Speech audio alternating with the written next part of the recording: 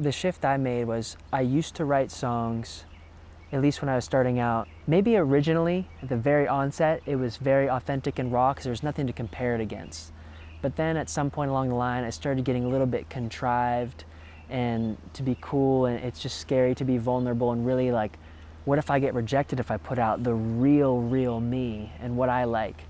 And now I'm in a place now where I feel as though when I write songs, and I would love to impart this to a younger version of myself, to say, whatever is coming through you is super amazing and cool, and that is your safe haven. You don't need to tinker with it. It's the sacred, it's perfect. Make sure you like it. That's such a major shift that has brought me so much peace on my journey to enjoy my own creativity. You can enjoy your own creativity. It's like my music comes a lot from the heart, the real songs that feel complete, and a lot of the things I've put out thus far on the journey, they're very, in a way, touching the heart. And in day-to-day life, I can get in my head, and that's a completely different version of me, where if I go listen to my music or play a song or I'm playing songwriting, when I'm connected to my heart, I show up way differently.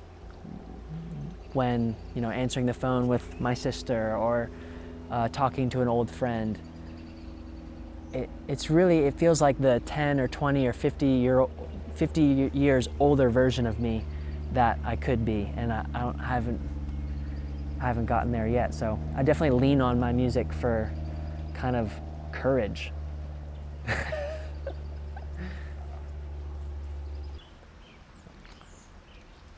Wow. Well, there's a song that we've talked about recently called When You Love Someone. And that song was definitely a song that I needed to hear for myself.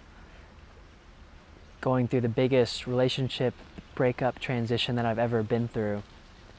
And a song that shows up at a time like that, it's very delicate and fragile and raw.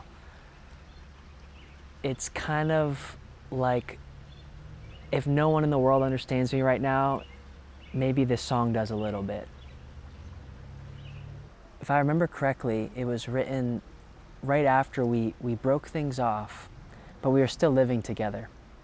And so we were kind of in this gray zone of, we're not together, but we're together, but we're not together. But maybe it'll come back around, we don't know, but we're still living together. And so this song was sort of the first domino of having the gut-wrenching willingness to barely look at questioning the relationship. Even though something is a 90% or a 95% yes, for something like committing to life with somebody, in my opinion, I think that's 100%. You gotta know for sure. When you really love, it doesn't matter what happens. And that's what I learned from this song and this relationship. Same thing. There's no losing. Everybody wins when it's truly coming from a place of love. If it's true, see it through. And I knew with this relationship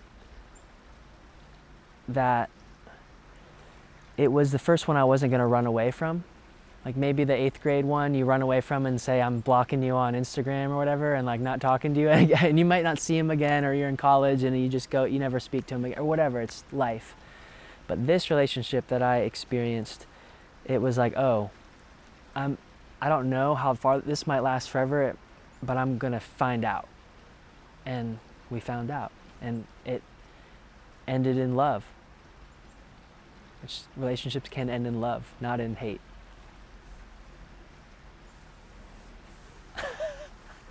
Whoa! Imagine that.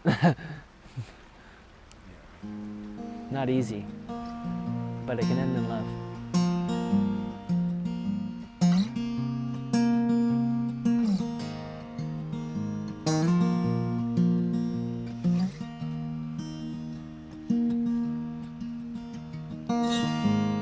Wherever it goes, I love you.